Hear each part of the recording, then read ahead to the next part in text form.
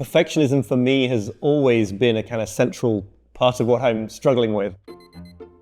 That sense that I'm kind of on the back foot, that I need to put in just a little bit more, maybe a lot more effort and self-discipline, find the perfect organizational system, and then I would finally get into the driving seat of my own life. It's becoming very obvious that this ever-accelerating treadmill isn't gonna lead finally to this moment of wonderful calm and peace of mind. There will always be too much to do. You're never gonna feel completely ready. You're never going to be able to feel confident about what's coming in the future.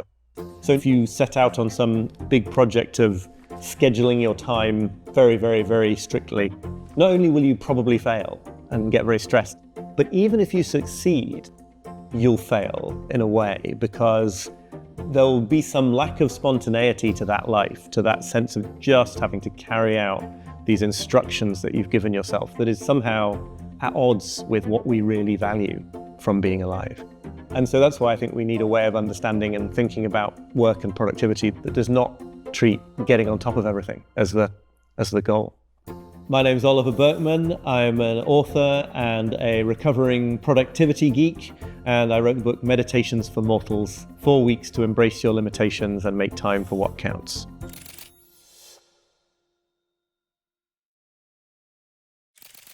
I think it's almost true by definition that there can't be one system.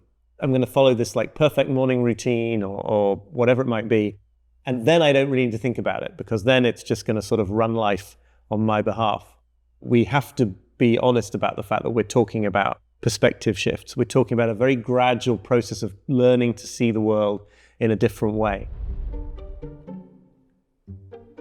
The thing we don't realize about being finite humans is that our situation is actually much, much worse than we think it is, and that this is tremendously good news. We have this tendency to feel like mastering the situation of being a human in the 21st century is like a really difficult challenge. But I think actually when you turn your attention to things closely, you can see that it's not really difficult to get on top of all your to-dos. It's actually completely impossible. And in that transition from really difficult to completely impossible, there's a moment of real kind of relief and relaxation. There's a sense of a weight being lifted from one's shoulders. The Zen master, Jiyu Kennet, her philosophy of teaching students was not to lighten the burden of the student, but to make it so heavy that he or she would put it down.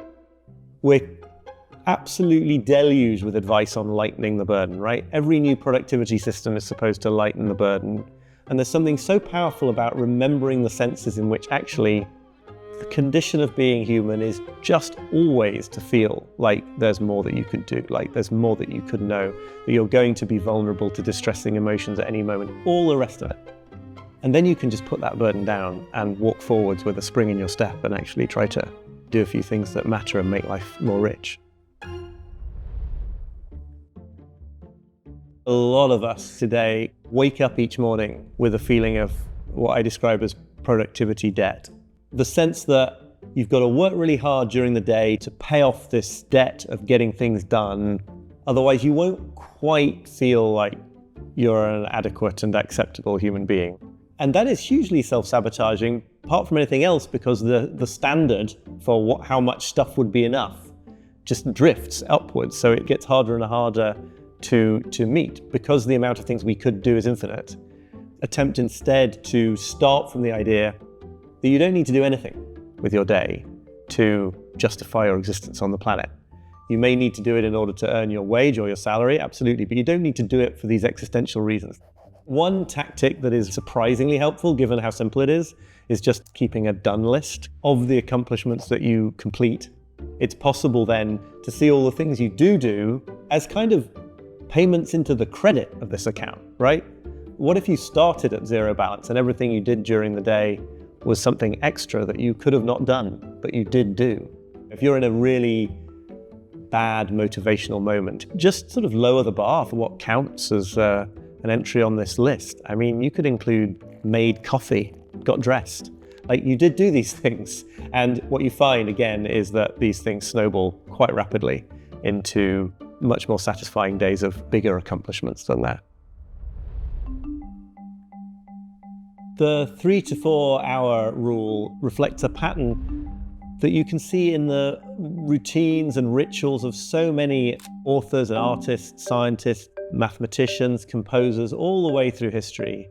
Alex Pang details a lot of this in his book Rest, where they, to an astonishingly uniform degree, dedicate about 3 or 4 hours a day, no more, to the core work of their lives that requires sort of deep thought and quiet and focus and reflection. There's also lots of evidence to suggest that you actually are going to make more progress on focused work if you constrain it in this way. It's tiring to focus in this fashion. You need time to replenish. Also, there's an aspect or many aspects of the creative process that are actually going to be doing their work once you've stopped, once you're in the rest of your day and you're relaxing. This is not only about being decent when it comes to people's lives outside work. Like, this is better for the work as well. So many of us feel beset by distractions in the modern world, but it's telling that the whole idea of a distraction really requires you to assume that you know in advance which things that might fill the next hour, the next day, which things are good things and which things are unwanted things that should be eliminated. But you can take this much too far, and actually a lot of approaches to productivity, I think, encourage us to take it too far, encourage us to try to exert total control over how the next period of time is going to unfold. They define more things as distractions and interruptions and make the experience of being distracted or interrupted worse. If I'm working from my office at home and our son bursts into the room to tell me excitedly about something that's happened at school that day, there are certain times when I'm doing something where I have to say, look, I'm sorry, but I'm going to have to chat with you about this later. Sure, absolutely. But if I'm using a system for scheduling my day that defines that period of time as like a focus stretch and then makes it into a problem when it wouldn't otherwise have been a problem, that's a terrible way to live. That's basically taking things that life ought to be about, like moments of connection with one's family, and making them wrong just because they clash with this like plan I had.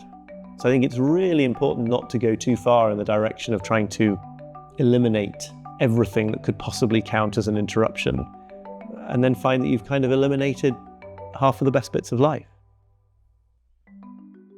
Get smarter, faster with videos from the world's biggest thinkers.